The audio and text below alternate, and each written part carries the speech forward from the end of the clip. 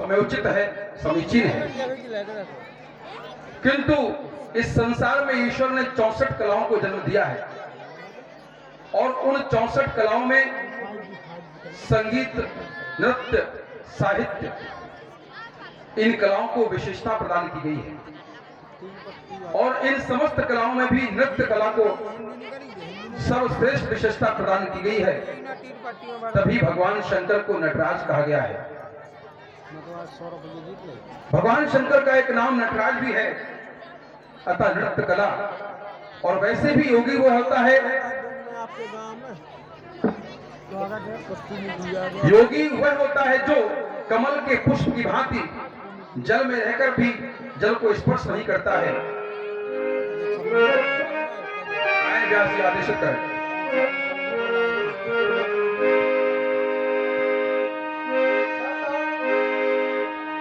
शतानंदित जन की बुलाए, कौशिक मुनि पहीं तुरते पठाए। मिथिला के शुचि सेवक सभी संता जनार्दन से निवेदन है, आपके सामने बहुत सुंदर लीला अभी देखने को मिलेगी। आप यथायथ बैठ जाएं, सभी से निवेदन है। मिथिला के शुचि सेवक महाराज कहते हैं, जब भी जीव के हृदय में कभी कोई उद्वेग आता है, उद्विग्नता आती है, या दैहिक, दैविक या भौतिक किसी भी ताप का संचार उसके जीवन में होता है, उन तापों का शमन करने वाले मात्र एक ही हैं, वह है श्री सद्गुरुदेव भगवान। आज मेरे जीवन में भी दुविधा का वातावरण उत्पन्न हो गया है। मेरा जीवन दो राह पर खड़ा है। कहे महाराज, मेरी लाडली सीता कुंवारी रही जाती है, मेरा प्रण अधूरा है। कदाचित श्री गुरुदेव भगवान का पदार्पण हो, वह कुछ मुझे राह दिखाएं, मेरा पथ प्रदर्शन करें। जाओ श्री गुरुदेव भगवान को उपस्थित। जो भगवान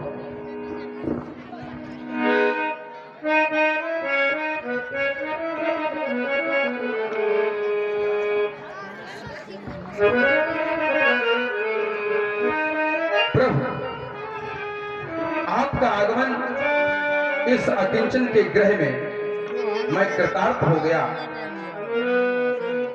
गुरु ब्रह्मा, गुरु विष्णु, गुरु देवो महेश्वरा, गुरु साक्षात परब्रह्म, तस्मै श्री गुरुवे नमः। आखिर ऐसा क्यों कहते हैं? गुरु ब्रह्मा, आप सब जानते हैं ब्रह्मा का काम क्या है। भगवान ब्रह्मा का काम है इस सृष्टि की रचना करना। गुरुदेव भी यही करते हैं। गुरु को ब्रह्मा क्यों कहा गया है? गुरु अपने शिष्य के हृदय में सब कर्मों का निर्माण करता है, अतः गुरु ब्रह्मा है। गुरु विष्णु, विष्णु भगवान हमारी सृष्टि का पालन करते हैं। हमारे गुरुदेव भगवान भी जीव के हृदय में उन सब कर्मों को पालते और पोषते हैं, परिपोषित करते हैं। गुरुदेवो महेश्वरा, भगवान शंकर विनाश के कारक हैं। सृष्टि में विनाश का कारक भगवान शंकर को माना गया है। गुरुदेव भगवान भी यही करते हैं।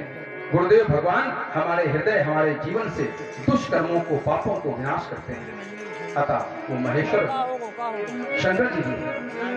प्रभु आप आए, न जाने क्यों मेरा मन आज बहुत दुखी है। प्रभु, मेरे मन में एक विचित्र सी शून्यता है, विचित्र सा खालीपन है। नाथ, आपके चरणों में मैं प्रणति प्रस्तुत करता हूँ। सर्वप्रथम मेरी वाक्य पुष्पांजलि आपके चरणों में प्रस्तुत है। धन्य हुए हम हमें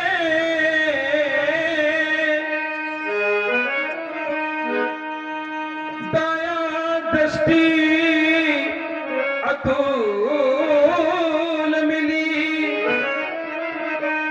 और इस भ्रांति भ्रमर में पड़ी तरनी को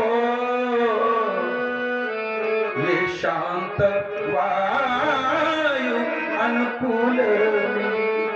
प्रभु, जब आपका दर्शन हुआ क्या? तो हंसने लगा हमारा मन, जो हमें कृपा की मूर मिली और बड़े भाग्य गुरुदेव हमारे, जो इन चरणों की धूल मिली। प्रभु, अरे सिद्धांत कहता है जब जीव के जीवन में गुरु का पदार्पण होता है तो उसके जीवन में क्या परिवर्तन आते हैं नाथ। अरे जीव क्या है व्यास जी? जीव तो एक बिंदु मात्र है, एक छोटी सी बूंद है। हम जितने भी जीव यहाँ पर हैं सब बिंदु मात्र हैं, सब एक बूंद के समान हैं। जब गुरु मिल जाते हैं ना तो वह बूंद सागर बन जाती है और वह बूंद उस सागर में समा जाती है और स्वयं ही अपना अस्तित्व खोकर स्वयं सागर बन जाती है। तो वही चाहता हूं, हम लघु बिंदु सिंधु बन जाए, पर ऐसा हमें प्रदान करो और आराध्य आज श्री चरणों में ये मम प्रणाम स्वीकार करो। प्रभु चरणों में प्रणाम स्वीकार करें। और विशेष निवेदन, एक विशेष प्रयोजन से आपको बुलाया है नाथ। किसी ने कहा है जब हम जीवन के पथ पर अग्रसर होते हैं हमारे जीवन में कई बाधाएं आती हैं। आज कदाचित मेरा मन शून्यता से भर गया है। अकस्मात मेरे हृदय में एक उत्कंठा जागृत हुई, नाथ क्या ये रिक्तता, ये शून्यता कब समाप्त होगी? ये रिक्तता, ये शून्यता। कदाचित मेरे हृदय ने कहा प्रेरणा दी, नाथ क्या सुंदर सदन में आपकी अगुवाई में 88,000 ऋषि मुनियों के साथ जब आप गए थे, महामुनि विश्वामित्र को सुंदर सदन में 2 सलोने राजकुमारों के साथ विश्राम दिया गया था। नाथ चाहता क्या हूं प्रभु, आप जाएं, मेरी ओर से विनती करें, उन महामुनि विश्वामित्र को उन 2 सलोने राजकुमारों के साथ यहाँ पर आमंत्रित करें, ताकि मेरे मन की जो जलन है, जो मेरे हृदय की जलन है, वो समाप्त हो जाए। कहना मेरी ओर से क्या कहना नाथ कि जुड़े हैं राज राजेश्वर स्वयंवर में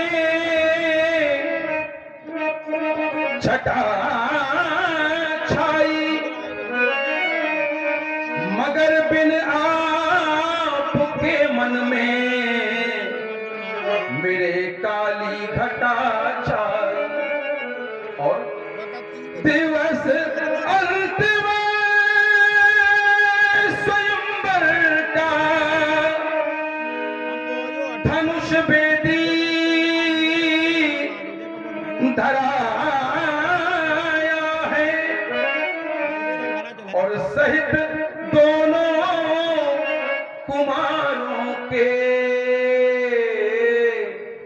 प्रभु तुमको बुलाया है। प्रभु उनसे कहना ससम्मान, क्योंकि निश्चित रूप से मेरा हृदय कह रहा जब वो आ जाएंगे मेरे हृदय को शांति मिल जाएगी। क्यों? सिद्धांत कहता है जब जीव का, जब या यूं कहें जब आत्मा का परमात्मा से मिलन होता है तो बीच में एक महात्मा अवश्य होता है। बस वही महात्मा आप हैं नाथ। बस परमात्मा और आत्मा के मिलन में आप इस महात्मा की महती भूमिका निभा दे नाथ, और उन्हें ससम्मान 2 राजकुमारों के साथ मैथिल प्रांगण में उपस्थित करें नाथ। कदाचित मेरे हृदय को शांति मिले। कल्याण हो राजन, तुम्हारी समस्त मनोकामनाएं पूर्ण हो। और जैसा तुमने कहा महात्मा विश्वामित्र जी को आमंत्रित करना है, उनके साथ जो 88,000 ऋषि समुदाय व जो 2 राजकुमार हैं उन्हें लेकर के यहाँ आना है। तुम निश्चिंत रहो, मैं अभी सुखद सदन को जाऊंगा और उनको आमंत्रित करके यहाँ ले आऊंगा। महती कृपा होगी आपकी नाथ।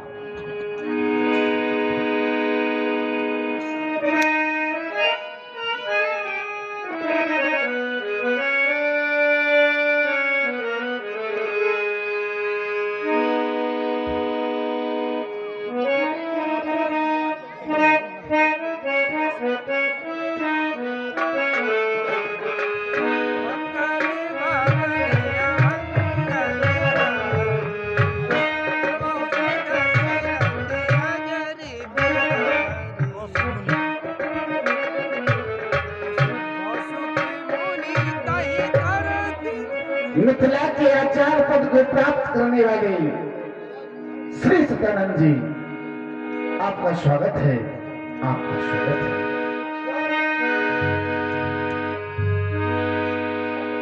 जनक विनय ही आए सुनाई,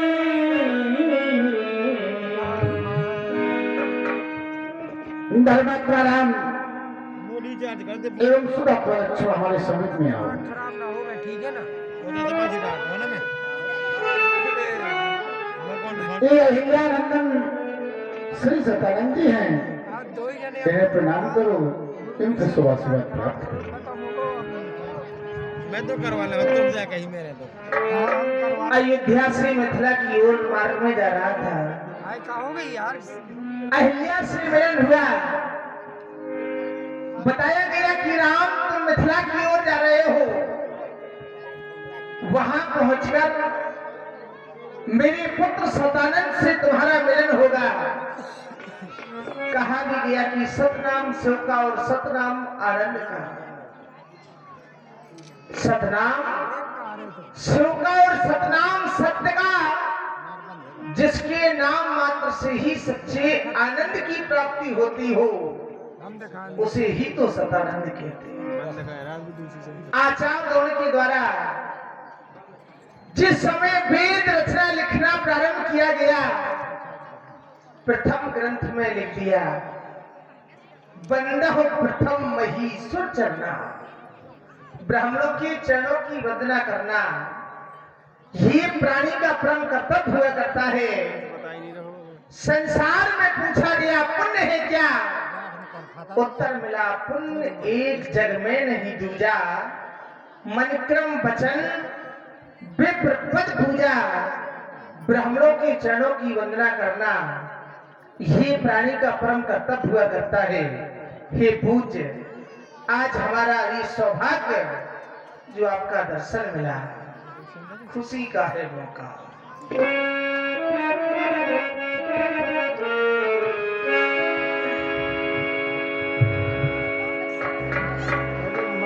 कि मुनिवर का हमको हो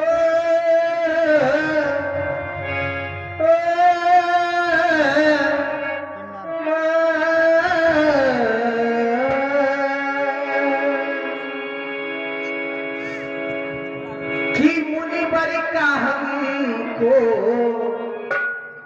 ये दर्शन मिला है, तुम उनके पगों में है, ये पावन पगों में है खुशी का खजाना। तभी तो कहा गया है यार कि छुपा इन पगों में है सारा जमाना।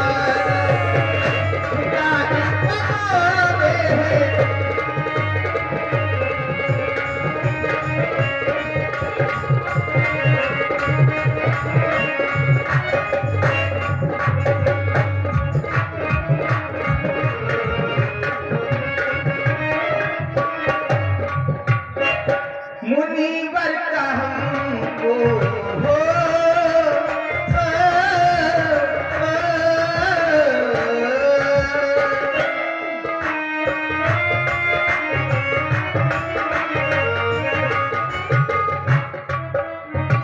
मुनिवर का हमको दर्शन मिला है। मुनि के पदों में है, पावन पदों में है खुशी का खजाना।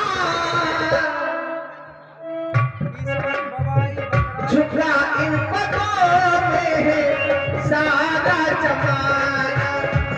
झुका इन पदों में है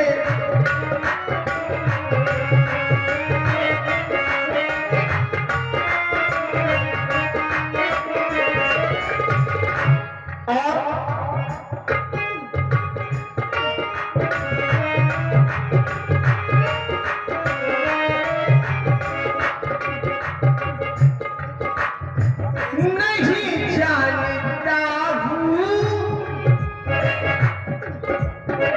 चरणों की पूजा,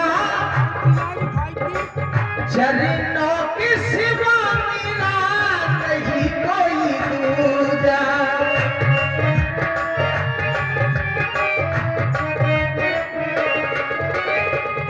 या यूं कह दूं, वैसे हर प्राणी को गुरु बनाना चाहिए। पूछा गया क्यों, तो बताया गया कि गुरुबिन भवनिधि करे न कोई। इस संसार में प्राणी के जीवन में जब तक गुरु कृपा नहीं, तब तक उसे मोक्ष की प्राप्ति नहीं हुआ करती। वेदों की शान है ये, बड़ी ही महान है। ज्ञानियों के ज्ञान है ये, ज्ञानियों के ज्ञान है।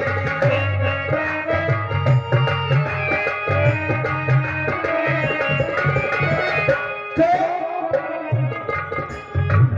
हो गया है राम भी, हो गया है राम भी जनों का दीवाना।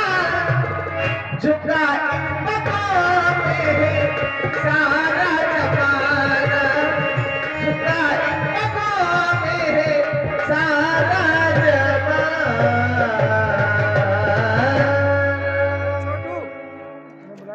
उर्सा सिरसा दृष्टिया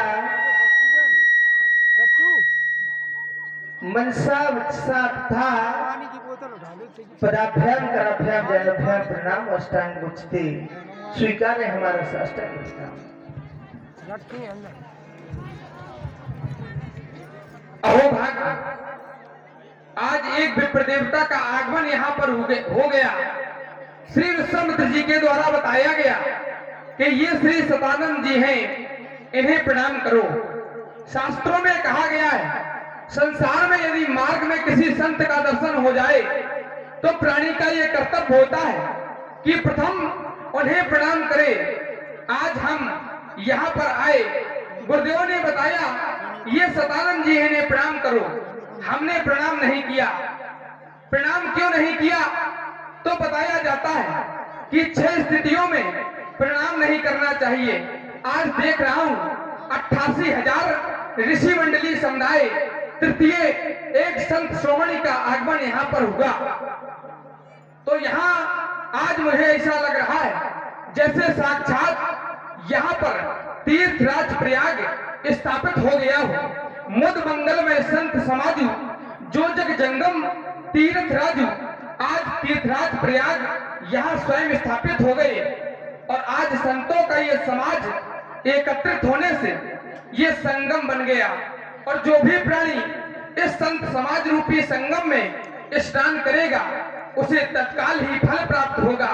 कहा भी गया है, मज्जन फल पेखिए तत्काला, काक होई पिक बकाऊ मराला। यदि इस संत समाज रूपी संगम में कौवा स्नान करेगा तो वह कौवा कौवा नहीं रहेगा, कोयल बन जाएगा।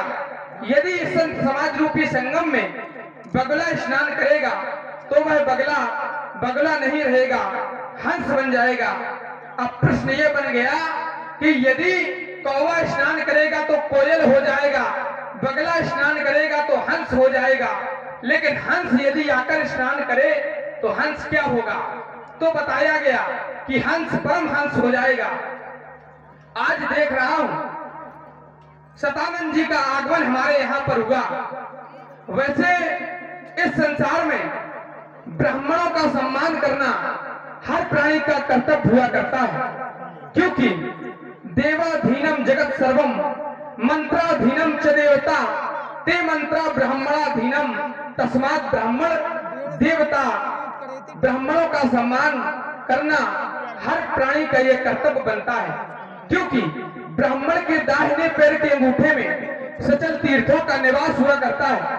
संसार में दो प्रकार के तीर्थ बताए गए, एक होता है अचल तीर्थ, एक होता है सचल तीर्थ। अचल तीर्थ वह है जो अपनी जगह स्थिर है, वो चल नहीं सकता, और सचल तीर्थ वह है जो स्वयं चल करके हमें मोक्ष प्रदान करता है। तो यह सचल तीर्थ के रूप में यहाँ पे पधारे हैं।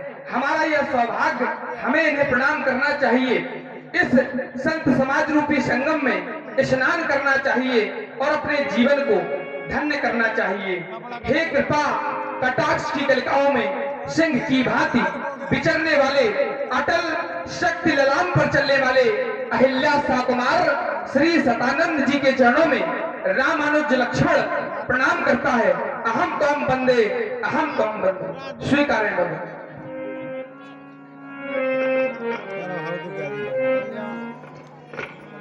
तेरा तुझको अर्पण किया लागे मेरे कल्याण हो राजकुमार, सदा प्रसन्न रहो, जुग जुग जियो, कल्याण हो।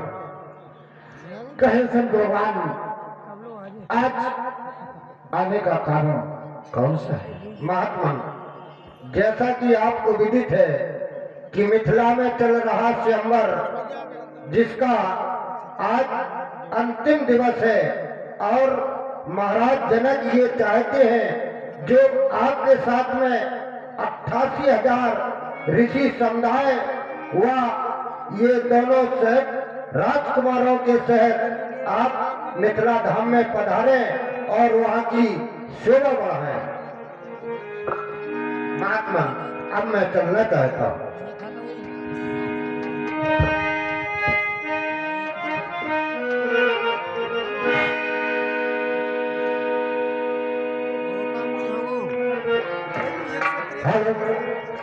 हाँ, 51 रुपए राजेश उर्फ राज कमला नगर वाले